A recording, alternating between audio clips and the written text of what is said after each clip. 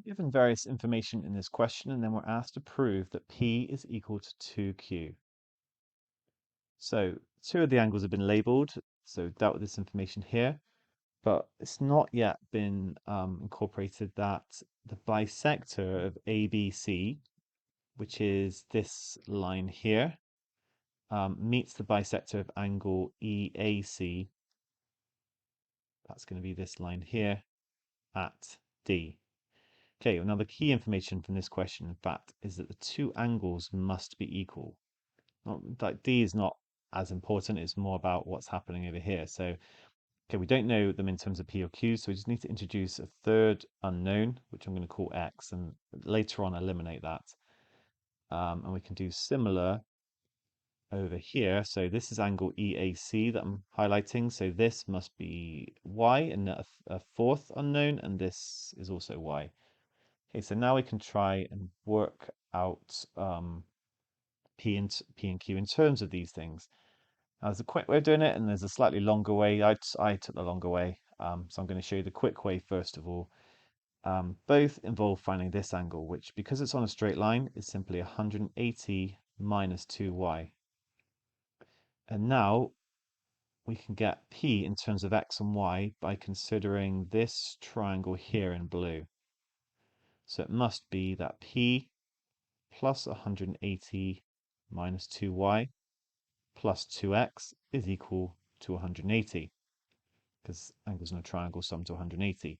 So I can minus 180 from both sides, and then rearrange to make P the subject. P is going to equal 2y minus 2x. Right, now I'm going to look at this other, I mean, there's lots of triangles, but this one here, because now this relates Q to x and y. So Q plus y plus 180 minus 2y, I've added that angle there, plus x is going to equal 180. So I can again just cancel out the 180s. This time I've got y minus 2y, that's going to be minus y. So I can rearrange, so q is going to equal y minus x. And therefore, p is going to equal 2. I'm going to factorize out the 2, y minus x. So it's going to be 2q. Proof complete.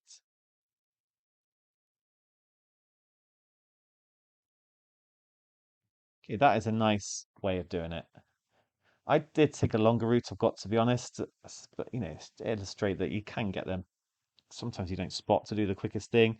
So I found this angle, which is going to be 180 minus q minus y, because around this triangle that I'm highlighting, it adds to 180. And then similar over here, this is going to be 180 minus p minus x. Now from that, we can see that these two are equal. So I can set 180. See, this is a longer route because I'm involving q and p in this equation. 180 minus q minus y is going to equal 180 minus p minus x. And we can rearrange this, we can subtract those and then add each term successfully, like p, x, q, and y onto both sides to rearrange to give p plus x equals q plus y. Okay, but so you need extra steps here.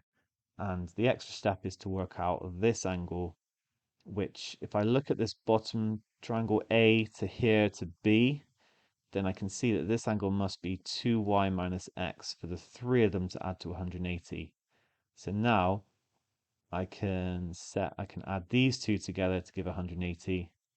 So 2y minus x plus 180 minus p minus x equals 180. Cancel out the 180s.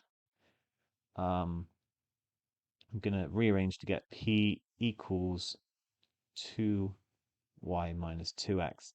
Different way to how we did it before. And now I'm nearly there. I can substitute in.